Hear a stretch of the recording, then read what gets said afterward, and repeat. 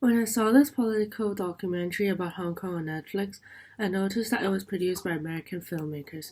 In Hong Kong, most local television and broadcasting networks were economically reliant on the central government, resulting in a rather filtered content. This documentary, on the other hand, due to its independent production, was more able to create a platform that gives voice to the activists.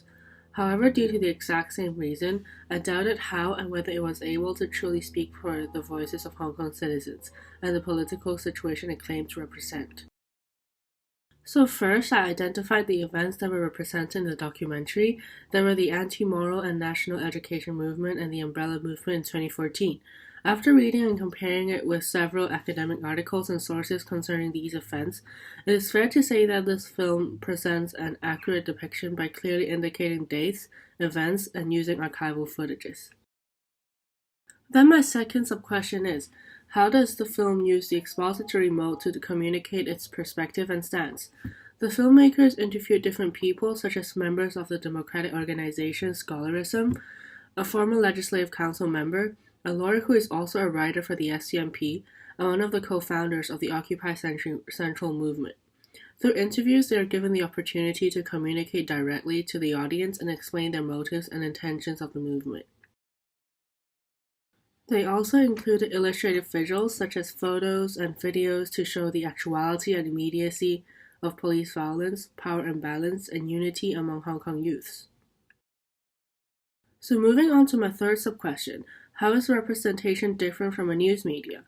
Local mainstream media is usually on the government's side, meaning that the free press that media companies claim to uphold is fake.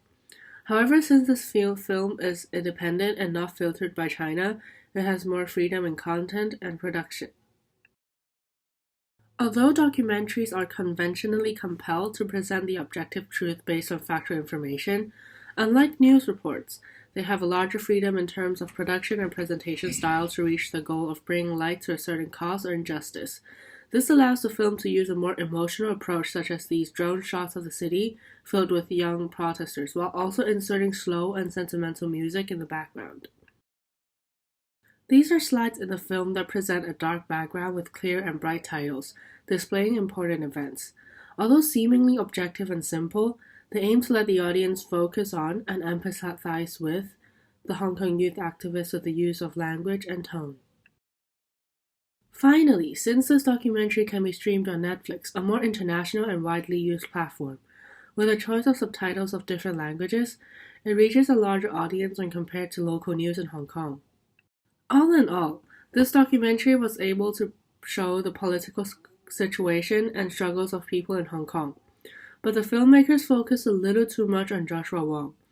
Although I understand that it might be easier and more plausible to narrow down the focus to one well-known figure, the events are more complex than just Joshua being the hero and China the villain.